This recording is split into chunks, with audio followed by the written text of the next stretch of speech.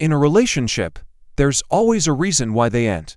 Even if this reason is not visible or underestimated by those who leave the union, it still exists.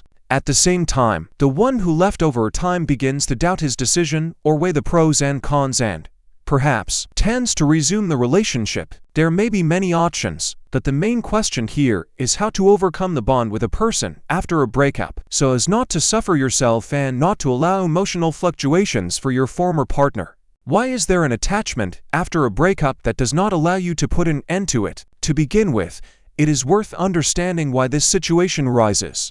Moreover, it seems obvious that the relationship has reached an impasse or turned into a battlefield. There is no more joy and comfort, or they are blocked by violence so much that you don't want anything else. People dispersed, the union fell apart, but after a while one begins to initiate contact, and the second is playing this game, and everything starts all over again. In psychology, there is a concept known as an incomplete gestalt.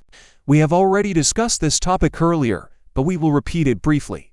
A person remembers details about an object until the events associated with it are completed. For most of us, conflict serves as a point in a relationship. We quarrel, swear, feel anger, resentment, and other negative emotions. We pack up and leave, delete the phone number, block it on social networks. That's enough. At the level of consciousness, the union broke up, but the psyche sees everything differently. For her, conflict is just a period, a point of growth or collapse, but definitely not the end of this relationship. It seems that you understand everything, but then you face harassment from an ex-partner. He is watching you, looking for meetings, and is constantly nearby. Perhaps you thought, I still need him very much, he has always loved me. Or the opposite situation, your ex just disappears, ignores you. If you think logically, then this behavior is natural, because you broke up. But the psyche does not draw such conclusions. She begins to focus on the absence and, as a result, various thoughts cut into your head. Your reasoning. Why did he disappear? Is he manipulating or pining? Maybe I really don't need it. Maybe he already has someone else. Is he happy without me? Or maybe has suffering and depressed. Where there are questions, there is interest, and interest provokes certain actions. Therefore, at the first opportunity, we go back. We are looking for ways ourselves, or we just agree to the offer having previously received damage. It doesn't matter anymore. The event is not completed. The gestalt is not closed. We are not just ready to return. We are actively moving in this direction. It doesn't matter what we think. The psyche is pushing this decision all the way. Another amazing phenomenon. Faced with emotional discomfort, a person realizes that in this relationship he is unhappy and suffers a lot. He can make claims. He can discuss problems through an iMessage, or he can endure for a long time until he breaks through. But the moment of making a responsible decision is coming. The withdrawal from the union happened. You packed up your things or refused further interaction. It would seem that the finish line, but it was not there. It is quite difficult to explain to others and to yourself why you decided to end the relationship. The psyche quickly disposes of the negative, and it is almost impossible to describe the unworthy behavior of a companion in all colors. Imagine, a friend asks, "Are you and Kalia not together?" You answer no. And why? Some reasons cannot be voiced, some do not look so terrible. A little later, the already familiar mechanism for disposing of negativity is connected. All bad things disappear from memory and no longer cause an acute reaction of the psyche. Does not generate emotions. A person finds himself in an unpleasant situation. I could walk by the hand now, watch a movie with my beloved, make plans for the weekend, kiss at the entrance. It seems that she is to blame for the breakup, brought it to this, but you put the end to it, and the feeling of guilt will make you give up. As a result, even hating each other, two people cannot part in any way. Because no one agrees to be extreme. They run away, brawl, fight, but never take responsibility for the complete cessation of romantic communication. It seems to be over, but the ex is calling for a walk. If I don't go, I'll be left to blame. Yes, there was a big quarrel and we parted, but he made a move to meet, and I rejected him. The responsibility for the breakup is on me. That won't do. I'd better go out and listen to what he's going to say. Some people are lucky and relationships break down so that no questions arise. But this happens extremely rarely. Once I had a consultation where a girl said that he got married. His second child was already born, but I am 100% sure that he still loves me and his relationship is not serious. There is such a feeling. In the conversation, it turned out that they once again quarreled to the nines, stopped communicating, and this pause dragged on. After a while, he started dating someone else, at which point it would have been clear to anyone that the past relationship was dead.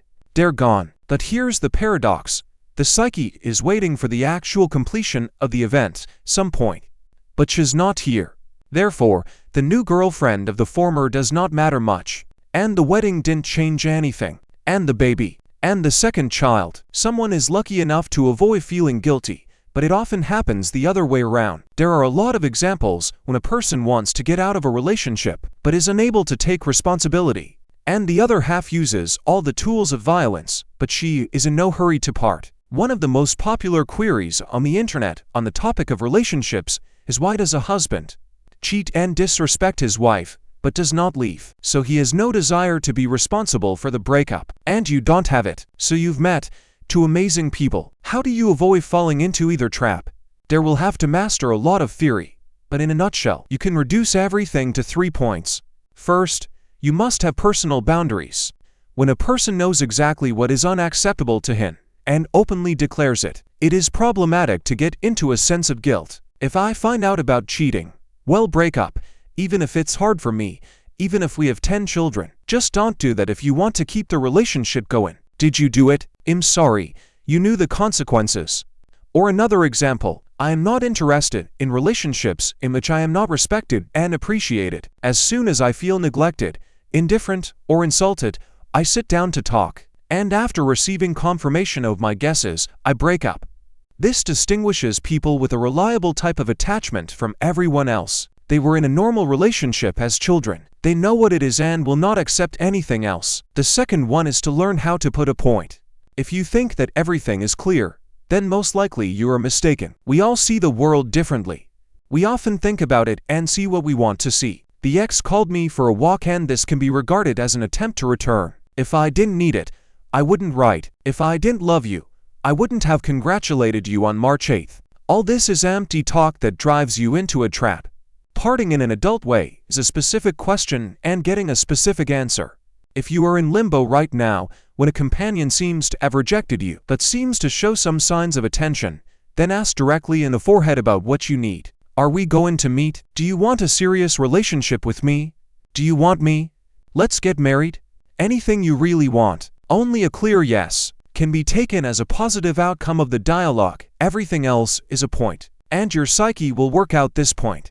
The third one is to figure out what healthy selfishness is. It's okay to think about yourself first, because such people ask themselves the question, am I comfortable in this relationship? We broke up because there was a specific reason, and it was enough for me personally.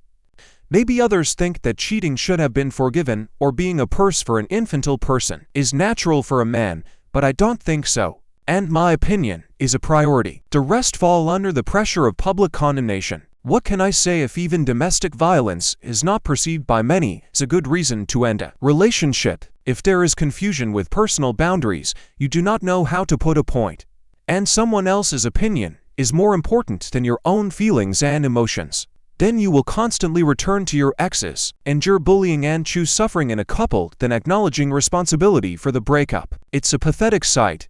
Don't do that. Thanks for your attention. Be sure to share your opinion in the comments.